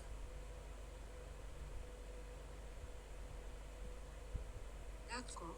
Et donc, on vous a appris, comme je vois, chercher le visage de Dieu, chercher la présence de Dieu, chercher, et c'est une matrice qu'on vous a inculquée. C'est une matrice qu'on vous a inculquée. En fait, dans ce monde, quand tu arrives, on te moule. Les gens doivent aller regarder le film Matrice. Hein, quand tu arrives, on te moule au point que tu es dans une réalité virtuelle. Et tu te dis que cette réalité-là, cette réalité est réelle. Mais alors que c'est une réalité virtuelle. Et vous allez voir, ceux qui vont prendre conscience de cette réalité virtuelle-là vont se battre pour faire en sorte qu'ils ne quittent pas cette réalité virtuelle. Donc, pour détruire la matrice, il faut d'abord chercher à comprendre ce que la matrice n'est pas. Pour détruire les fausses croyances qu'on nous a enseignées sur ce que Dieu est, chercher d'abord à connaître qui est Dieu et qu'est-ce qu'il n'est pas. Et ça, ce sont des questions qu'on se pose difficilement. Parce que je vais vous poser une question simple. Est-ce que vous croyez que Dieu est tout puissant? Oui. Est-ce que vous croyez que Dieu peut tout faire? Oui. Maintenant, supposons que vous demandez à Dieu de créer un téléphone qui ne peut pas soulever. Est-ce qu'il peut créer ce téléphone? Non, je crois pas. Donc, vous comprenez déjà que ça va remettre en question ce que vous croyez que Dieu est. Oui. Parce que si vous croyez que Dieu est tout puissant et que Dieu peut tout faire, mais si Dieu peut tout faire, alors il peut créer un téléphone que lui-même ne peut pas soulever. Et s'il crée un téléphone que lui-même ne peut pas soulever, alors il n'est plus tout puissant. Non, mais pour... mais je vous dis, à partir de là, ce sont des questions simples qui doivent vous amener à comprendre. Est-ce que le mot Dieu là, on n'est pas dans une supercherie? Parce que, mais posez-vous juste cette question de façon simple. Dieu est tout puissant, il peut tout faire. est-ce qu'il peut créer un téléphone techno que lui-même ne peut pas soulever? S'il est tout puissant, oui, il crée un téléphone techno que lui-même ne peut pas soulever. Si, étant tout puissant, il n'arrive plus à soulever un téléphone que lui-même a créé, il n'est plus tout puissant. Alors le mythe de Dieu tombe. C'est pourquoi je vous ai dit, cherchez à savoir ce que Dieu n'est pas, au lieu de chercher à savoir ce que Dieu est. Déjà, le fait de dire Dieu est, ça pose un problème, puisque est, c'est l'existence. Mais s'il est censé être tout puissant, il transcende l'existence, donc il ne peut plus être.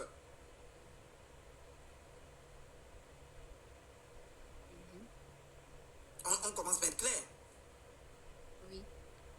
Donc, si quelqu'un transcende l'existence, il ne peut plus être. Donc, pour revenir maintenant sur l'éclaircissement du mot Dieu, quand le mot Dieu est né, je vais prendre un exercice simple. Hein. Je vais aller sur Google, je vous tape le mot Dieu et vous allez comprendre. Je pars sur Google, je vous tape le mot Dieu. Peut-être à force de parler, les gens ne comprennent pas. Regardez l'exercice que je fais. Je tape le mot Dieu. Dieu, c'est tout simplement. Pour ne pas aller loin. Je tape Dieu. Dieu. Hein. Voilà. Donc, quand tu tapes Dieu, alors on te montre un être. Voilà. Tu tapes Dieu, on te montre un être. Alors, je vais vous lire. Hein. Voilà, donc je vais vous lire. Voilà. Regardez bien. Hein. Tapez, hein, ceux qui ont Google. Tapez Dieu. Alors, écoutez bien. Dieu, hérité du latin deus, lui-même issu d'une racine indo-européenne, Deos, divinité de la base, Dei, lueur, briller. Donc, vous voyez, c'est-à-dire que, allons-y, on va dire lueur, briller, prononciation. Est un être ou une force suprême structurant l'univers. Il s'agit de croyances soit d'une personne, soit d'un concept philosophique, etc., etc. Mais si vous allez un peu plus loin, vous allez voir dans l'étymologie, voilà, naissance. Dans l'étymologie, hein, regardez, c'est là, étymologie, on prend, étymologie, c'est là, je vous montre. Le mot Dieu vient du latin des. J'espère qu'on se fait comprendre. Le mot Dieu, écoutez bien, le mot Dieu vient du latin des. Lui-même issu de la racine indo-européenne Dei, qui veut dire briller, qui élargit en Deo ou Dieu, sert à désigner le ciel lumineux en tant que divinité, ainsi que les êtres célestes par opposition aux êtres terrestres, les hommes. Je ne sais pas si vous comprenez. Ça veut dire que quand ce mot-là est né, ça ne désignait pas un être. Quand le mot Dieu est né, ça ne désignait pas un être, mais ça désigne ce qui brille dans le ciel, pour désigner le ciel lumineux, pour désigner les êtres célestes. Donc quand tu dis Dieu, Dieu c'est pas un être, ce sont des êtres célestes, des entités, un ensemble d'entités. Et vous avez pris ça, vous avez cassé, arrivé jusqu'à donner ça à un être. Mais l'étymologie est là. Le mot Dieu vient de Deus, lui-même issu de la racine indo-européenne Dei, qui veut dire briller, qui élargit en Dewe ou en Dieu, sert à désigner le ciel lumineux en tant que divinité, ainsi que les êtres. Vous voyez ce que le mot Dieu signifie? Donc le mot Dieu, voilà, comme les étoiles dans l'éclairage, exactement. Le mot Dieu n'a jamais désigné au départ, écoutez, on va encore aller, n'a jamais désigné au départ un être. Voilà, étroitement lié à cette notion de lumière. C'est la plus ancienne dénomination indo-européenne de la divinité qui se trouve dans le nom du dieu grec Zeus. Donc Dieu là, Si c'est vraiment le Dieu que vous pensez, alors c'est Zeus. Donc voilà, Zeus, dont le génitif est Dios. Hey, c'est terminé. Donc le génitif est Dios. C'est là. De la même racine issue de la désignation de la lumière du jour et du jour lui-même, dies en latin.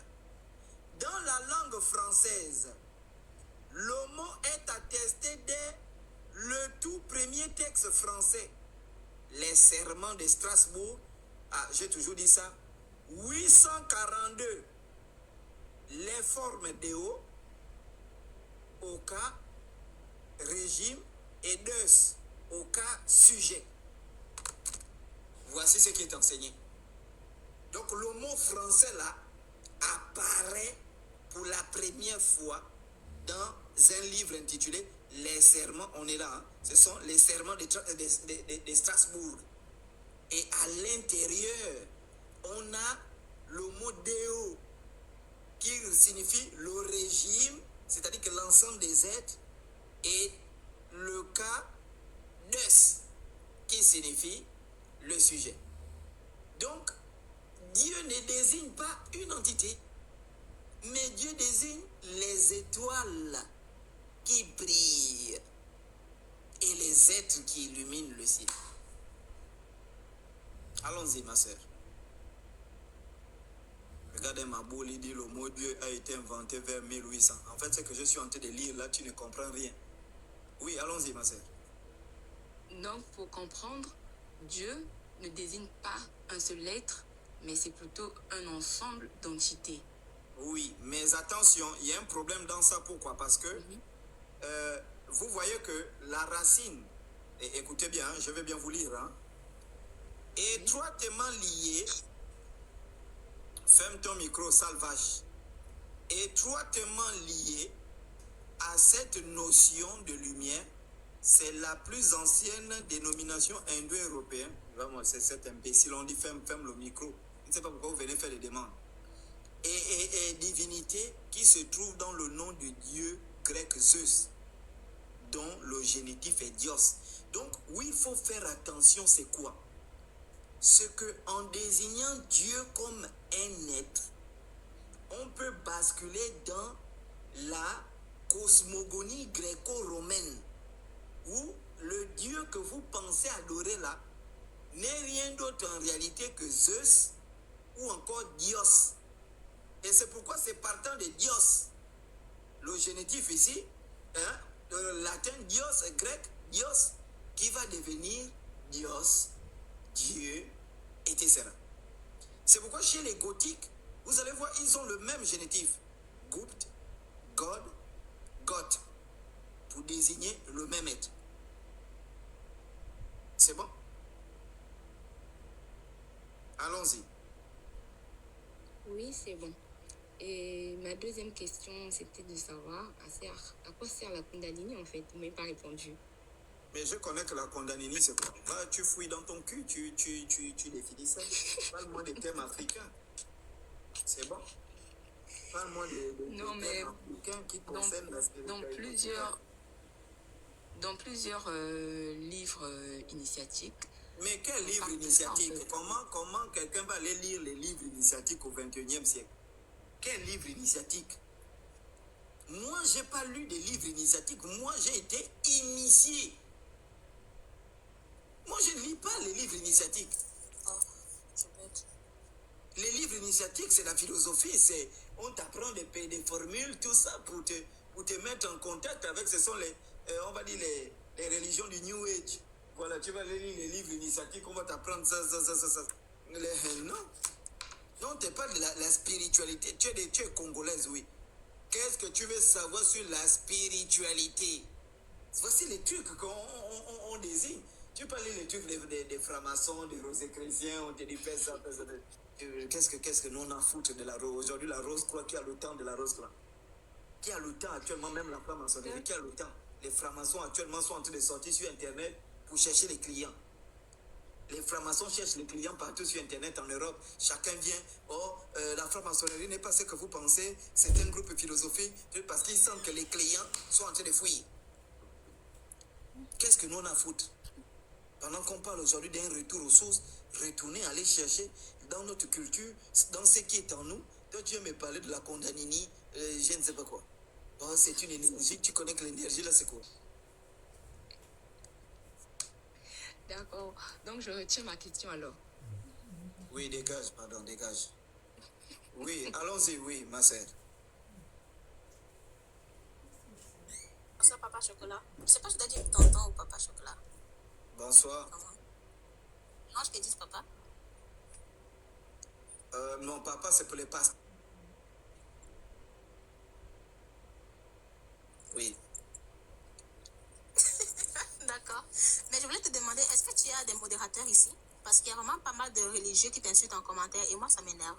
Non, J'aime bien déjà, bloquer ce genre de personnes. non, écoutez, moi je suis en train de vous dire, je me nourris des injures.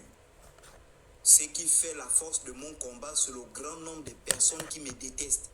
Et vous devez comprendre, ce qui fait la force d'un combat, c'est l'ensemble des gens qui sont contre ce combat-là. Moi, j'aime quand on m'insulte. J'aime quand on me dit ce que tu dis, c'est faux. J'aime ça parce que les entités qui sont en moi se nourrissent de la haine. Je vais vous donner. Il faut savoir une chose. C'est qu'il faut prier pour que sa haine reste. Il faut prier pour qu'il vous critique toujours. Parce que c'est plus il va vous critiquer, plus il va vous haïr, que vous allez être élevé. Que vous allez être élevé. Parce que les entités de votre élévation vont prendre comme carburant la haine, la jalousie, la rancune, les critiques des gens qui te détestent. Et remarquez bien, plus vous détestez quelqu'un, plus vous haïssez cette personne sans cause, plus vous voulez sa mort, vous allez voir exactement que la personne ne fait que prospérer, la personne ne fait qu'être élevée, la personne ne fait que construire, la personne ne fait qu'être bénie. L'Afrique francophone a près de 400 millions de chrétiens. Vous connaissez combien prient pour me voir en prison déjà? Est-ce que vous imaginez le nombre de chrétiens qui attendent qu'on arrête le chocolat? Est-ce que vous imaginez le nombre de chrétiens qui attendent qu'on arrête le chocolat? Est-ce que vous imaginez le nombre de chrétiens qui veulent entendre que le chocolat est décédé par accident ou crash d'avion? Est-ce que vous imaginez le nombre de personnes qui veulent ça? Et c'est l'une de mes forces.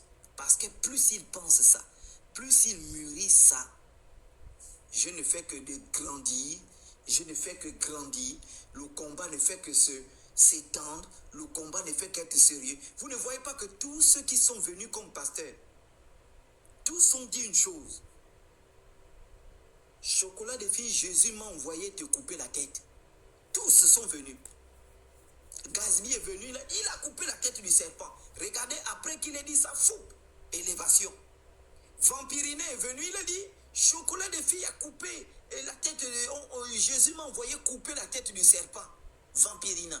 Après ça, fou, il m'a appelé. Je ne sais pas si vous comprenez. Ça veut dire qu'à chaque fois que quelqu'un nourrit la haine, à chaque fois que quelqu'un fait, tu ne fais que grandir. Regardez ceux qui ont dit, on est venu couper la tête du serpent. Regardez aujourd'hui, regarde, mais finalement, chocolat est où? Vous comprenez un peu. Donc, ne vous inquiétez pas des gens qui font des commentaires. Ne vous inquiétez pas des gens. Oui, Vampirin a été tout. Mais il ne parle plus, puisqu'il a dit qu'on m'a porté plainte. Vous avez écouté Vampirina? Il a dit que quand j'ai humilié le père Minkala au Cameroun, on m'a porté plainte en enfer. Une plainte a été déposée contre moi en enfer. Vous comprenez un peu? Quand il a dit une plainte a été déformée, mais ça n'a même pas duré, paf. Conférence en France, conférence en Suisse, je reviens, paf. Je suis invité, là, paf. Je pars, je crois que là, je suis invité aux États-Unis, et tout ça. Donc, vous voyez que plus il parle de couper la tête du serpent, plus il me maudit, plus je ne fais que monter. Je ne fais que grimper. C'est ça. l'un des Je secrets. comprends ce que tu veux dire. Voilà. Désolée de te couper. Je comprends ce que tu veux dire. C'est juste que comme TikTok aussi réagit aux commentaires, j'avais un peu peur que ça va restreindre ton live. Non, il n'y a pas de souci. Il y a pas, depuis que j'ai commencé les lives, mes lives ont toujours été restreints. Mes lives ont toujours été attaqués. Mes lives ont toujours été... voilà, toutes ces choses. Mais ça n'a nullement pas empêché notre combat. J'ai reçu des plaintes. Je suis allé à la justice. Ça n'a pas arrêté. Si les pasteurs peuvent rédiger des plaintes, aller déposer, me convoquer pour que je sois en prison, mais ce n'est pas le commentaire de quelqu'un, voilà, qui a du mal à manger 3 fois par jour, qui va empêcher tout un combat de réveil de conscience de tout un continent. Ce n'est pas quelqu'un qui souffre. Quelqu'un qui se connecte avec le Wi-Fi du voisin, qui peut arrêter un combat ancestral. Ok, t'as pas tort. Maman, papa, Chocolita, Chocolita de la maman. Est-ce que toi aussi t'as remarqué que vraiment les noirs religieux n'ont pas de dignité? C'est-à-dire qu'il n'y a pas un peuple sur terre ici qui connaît plus souiller ses ancêtres que les noirs religieux. Parce que moi, comment j'ai eu de ces expériences quand je débattais avec des religieux, je me suis dit, mais toi, t'as pas honte. Toi, tu viens chez noir, tu insultes tes ancêtres, like... Quand on va vouloir se moquer de tes ancêtres et de tes confrères, là, tu penses qu'on va t'oublier dans l'affaire? Il donne des arguments, par exemple, aux racistes de se moquer de nous, comme si lui aussi n'était pas noir, tu vois un peu. L'autre jour, il y avait eu, je débattais sur le live d'une chrétienne là. Il y a eu un gars qui est monté, il a commencé à dire, oh, vous, vos ancêtres sont fait coloniser, mes ancêtres sont des blancs. C'était un noir, hein, mais il commence à dire, mes ancêtres sont blancs, nanana, vous vivez dans les huttes, faut dire merci. Écoutez, je réponds. Les gens posent la question de savoir si nos ancêtres étaient puissants. Ils avaient la spiritualité, ils avaient toutes ces choses. Pourquoi ils se sont fait coloniser? Et c'est une question qui est stupide. Le peuple d'Israël que vous lisez dans la Bible, un peuple qui marche avec Dieu, hein? Un peuple qui marche avec Yahvé, comment Yahvé les a abandonnés 400 ans en esclavage. Selon la Bible, ils ont fait 400 ans en Égypte. On les frappait, on les violait, on les sodomisait. Ils étaient 400 ans en esclavage. Alors, je reviens, ce n'est pas terminé. Comment Yahvé va laisser son peuple à l'an 66 envahi par Titus Valerius Taurus, qui va les envoyer en exil? Comment Yahvé va laisser Hitler massacrer son peuple de 1939 à 1945? Yahvé ne dit rien. La France, pays chrétien, durant la Seconde Guerre mondiale, la France perd la guerre face à l'Allemagne, pays chrétien. Je ne sais pas si vous comprenez. Donc les gens font la différence, la distinction entre... Ils ne savent pas faire la distinction entre spiritualité. Spiritualité, c'est l'ensemble des pratiques et des expériences qui s'occupent du salut de l'âme. C'est ce qu'on appelle spiritualité, qui est différent de la religion, l'ensemble des pratiques et des croyances au moyen desquelles les hommes vénèrent Dieu ou un être considéré comme sacré. Dans la spiritualité, on ne vénère pas. Dans la spiritualité, on pratique, on expérimente. On pratique, on expérimente. On pratique, on expérimente. C'est dans les religions qu'on vénère, on adore, on vénère, on adore, on chante, on donne les dîmes, on fait les louanges. Mais dans la spiritualité, non.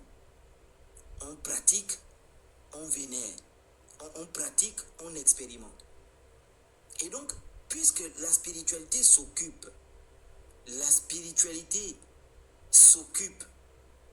de, comment est-ce qu'on appelle ça, le salut de l'âme, mais ça, les gens qui se donnent à la spiritualité, c'est d'abord pour l'élévation spirituelle. Vous comprenez? Oui. J'ai une dernière question, s'il te plaît. Est-ce que tu as entendu parler de ces, entre guillemets, kamites qui veulent créer une religion autour de spiritualité, je sais pas, des mythes égyptiens?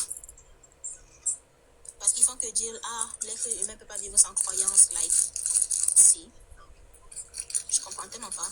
On essaye de faire un travail sur nos frères, pour qu'ils abandonnent les religions importées. Et puis il y a des Noirs encore qui se lèvent, qui disent on a quand même besoin de croyances. Moi, je comprends pas un peu.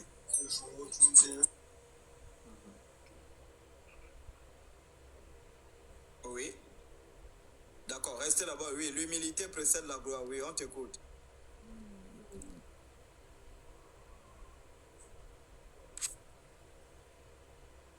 C'est un faux. Hein.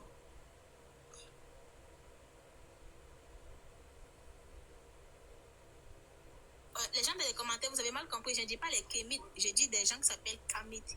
C'est comme ça qu'ils se définissent. Hein. Ils ont créé ce qu'ils appellent la rébellion. Ils sont en train de créer une religion autour des mythes égyptiens. Ils parlent du culte d'Osiris. Mais ce qui me surprend, en fait, c'est le fait de renvoyer toute l'Afrique à l'Égypte antique, de dire qu'ils avaient une religion parce qu'il y avait des dieux, entre guillemets, des rites, c'est l'une des pires erreurs du kémitisme. C'est de prendre toute l'Afrique entière et ramener à l'Égypte. Et je soupçonne beaucoup de rosicruciens et de francs-maçons derrière ce mouvement, que beaucoup de gens ne comprennent pas. L'Égypte a bien sûr sa spiritualité, qui est une vraie spiritualité. Maintenant, celui qui veut aller dans la spiritualité égyptienne, c'est une très bonne chose, puisque le catholicisme a été calqué de la spiritualité égyptienne. Mais réduire toute l'Afrique à l'Égypte, ce n'est pas possible. Bon, ça c'est un autre débat, on aura le temps d'en discuter. J'ai animé beaucoup de questions sur ça, en montrant que les Égyptiens eux-mêmes n'ont pas eu leur spiritualité ipso facto, de façon ex nihilo. Les pères de la révolution qu'on appelle le néolithique, ce sont les Sahariens. Les Sahariens qui ont donné naissance aux Égyptiens. Déjà, quand on parle du grand empire égyptien, c'est de 2820. Donc, pratiquement la fin de la révolution du néolithique qui commence à l'an moins 8000. Et il y a un peuple qui était très avancé technologiquement qu'on appelle les Sahariens. Donc ça, c'est ce qu'il faut comprendre. Les Égyptiens ne vont faire que bénéficier des connaissances, des technologies des Sahariens pour apprendre, approfondir leur spiritualité. Bon, moi j'étais au Burkina, j'ai rencontré des Kémites. Eux, ils sont plus dans une révolution. Et d'ailleurs, j'apprécie ce qu'ils font en Afrique de l'Ouest, parce qu'avant, on avait plus de débats entre musulmans et chrétiens. Mahomet, Dieu, ceci, c'était chrétien-musulman. Mais aujourd'hui, vous allez voir, les musulmans et les chrétiens se sont réunis pour combattre les Kémites.